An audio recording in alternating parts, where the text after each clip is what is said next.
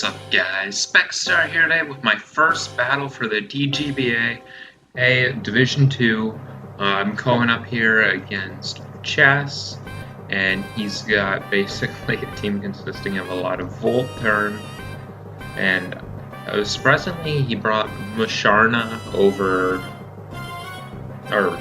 anything really. I really didn't think it would come because I have Celesteela and Hoopa Unbound, and it has no way of beating either. So that was actually a Pokemon I kind of under-prepped for, because I just thought there was no possibility it would come at all, but it did come there, so that was a pretty interesting surprise actually. And I've got a team here consisting of a Mega Latios with 3 attacks and Roost, of course special attacking.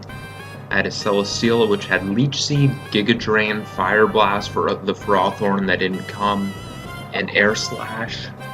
I had a Scarf Zeraora, which was 3 physical attacks and Hidden Power Ice. I had Physically Defensive Sylveon, which had Moon Blast over Hyper Voice because I was thinking about a Throat Chop Hawlucha. And I had an Assault Vest Amoonguss.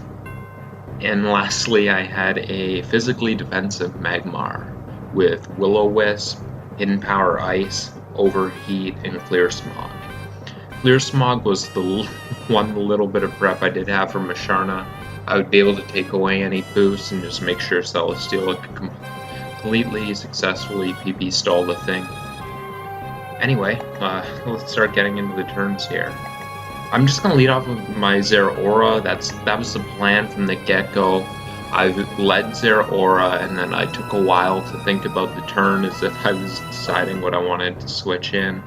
And then I just went for my Scarf Plasma Fist, which was 100% guaranteed to KO the thing unless it was physically defensive or something. He brings out in Gligar, and I'm just going to go to my Latios, expecting rocks. I just wanted to defog them away. He stays in, interestingly. I guess not fearing Ice Beam at all, maybe just confident in defog. And here he goes Musharna. I'm going to go Harness Celesteela, which I know walls the thing. And here I'm just going to fire off my Leech Seeds, which are pretty free. He goes in a Gligar, and he can get up his rocks, but yeah, that doesn't really do too much. He actually predicts the Latios coming in, goes for U-turn, which was a good play on his part. He's going to go out into Infernape. I'm going to put this on slow because I feel like I'm dragging behind a little bit here. And I'm going to bring in my Magmar. He'll catch it with a U-turn. Using a Musharna, and I still just always have Celesteela to bring in on this thing. This thing's not really doing too much while I have my Celesteela. And with Psychic, he's going to drop my special defense, so I actually switched out on Latios, predicting him to go out into something like Nape that could actually come in on Steela, but he was not switching. You see that Shadow Ball was not doing any damage even after a Spidef drop. It wouldn't have been doing anything, so Leech Seeds would have been getting that back. I'm not really sure why he left it in, but anyway, he goes into Gligar as I go for Leech Seeds, and this thing, I wanted to get some chip on it, valuable chip. I'm going to go for Air Slash, and it looks like he's specially defensive, at least to some extent here. And expecting him to roost up, I'm just going to fire off some Giga Drains to make sure I can keep this thing low and it's not coming back at full anytime soon. That's my goal here. And he's going to go for a U-turn, as I believe I went for an Air Slash. He actually goes out in a Coco, which is a little bit threatening actually at this point, because I don't know if the thing has Brave Bird yet. I'm just going to sack off my Latios and see what he wants to go for here. And he's going to go for a U-turn. I wanted to put some real pressure on him, and I went into Zeraora. If he went into Gligar, he had to make a big prediction that I wasn't going for Hidden Power Ice or Knockoff. So he actually goes with Twinkle Tackle, and my Zeraora has a lot of HP. And I have a negative special defense nature, or a negative physical defense over special defense nature, so I'm able to barely survive that, which is pretty interesting.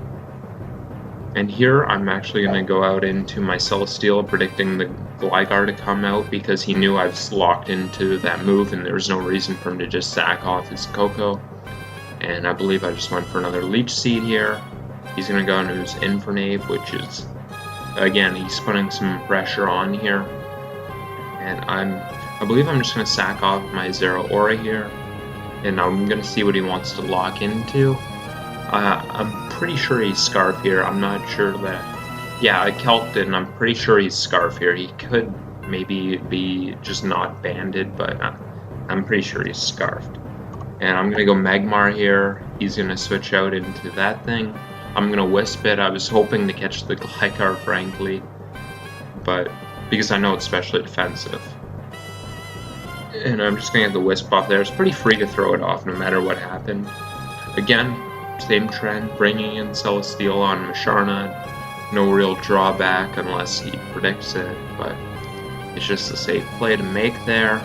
I'm going to go for Leech Seed, and he's actually going to throw off a Healing Wish, and he's going to bring back his Tapu Koko. So, a little bit of an interesting trade-off there.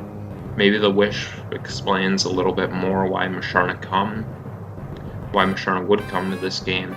And I'll just bring out my Amoonguss, and on the Koko, he's going to go for Volt Switch, and bring back in the Nape, which is, of course, a threat, but I know Sylveon can take anything but a Gunk Shot that he wants to lock into. He goes for Flare Blitz. I'll take 2 of those, but I get burned here, and at this point, his best move to hit Sylveon on his whole team was Volt Switch, so Sylveon just kind of ran house here, but because I got burned here, I don't survive another Flare Blitz. And I had to go ahead and sack off my Magmar here, which is not a position I wanted to be in there. I would have been able to Wish up and start getting my health back if that didn't happen. It was at this point I kind of knew it was over, frankly. I just went into my Celesteela. Only way I can take down Infernape. Gonna go for an Air Slash. He hits another burn. This one not nearly as colossal as the other one. Not really game-changing, but you know, this is kind of what you wager into when you play Pokemon. I am gonna lose this game, as I'm sure you guys can guess. He's gonna go for a U-turn, and it's gonna not take me out because I'm a beast boosted Celesteela. It's gonna do 1.3%, and I'm gonna go for Giga Drain to try and get a little health back. It's really all I could do. Kind of just desperate situation there. And I can't switch it out because I died of rock, so this thing's going to take me out. And here he's going to go into Hawlucha, which is going to clean up the game here. Rocks will put Sylveon in range of acrobatics, so it's going to go down there, and yeah, that's going to be it. And we're going to lose 3-0. And well, that 10% burn from Flare Blitz just completely changed the game. That's true. It's also true that I put myself in a position where it was a close game and a 10% burn was able to take it away from me. So as much as it did change the outcome, it's not like I was putting him away and then that happened to me. It's just kind of in a position where I didn't prep myself to have a big lead. I didn't prep myself to have 100% security, and I let the RNG wind up taking the game over, and well, we're going to start off 0-1. A little bit unfortunate, but we can complain about all we want, but we just have to go ahead and start thinking about next week. People were criticizing me for having a lack of a water type, and I said if I lost this game, I would drop a Pokemon for a water type. I wasn't expecting it to happen this way, but it did happen, so I wound up dropping my Breloom for my Empoleon, and Empoleon's not nearly as good as Breloom, but it gives my team a water type, another form of hazard control, and some more rock, so it does kind of fit the team a little bit better than Breloom did, even though it's a mid-level tier 3 and Breloom's a decent tier 2. It's in tier 3 in this league, but normally it's a decent tier 2. Anyway, next week you're going to see a team that possibly has Empoleon and definitely won't have Breloom. Breloom, you're the heart and soul of the team, and we will not forget you. Rest in peace, Breloom.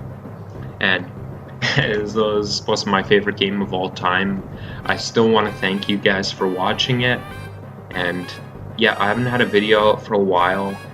It's just crazy time for me.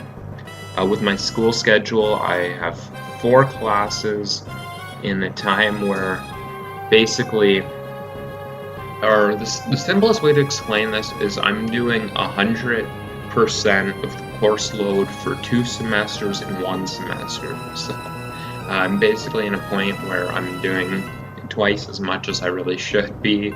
I didn't really know that in this semester the workload was going to be double, and well, actually probably more than double, but I didn't know it was going to be that much.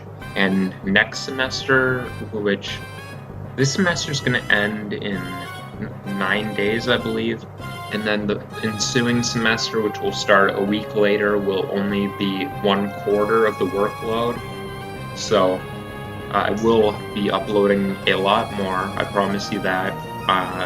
Soon I want to start a Let's Play, a new Let's Play. I'm definitely going to get back to finishing Insurgents 2, but they just dropped Phoenix Rising, and I've been hyped for that game for a while. I've just had a hard time doing it with how packed my schedule's been, but that will be coming. And that's going to be it. Thank you guys for watching. Have yourselves a good night.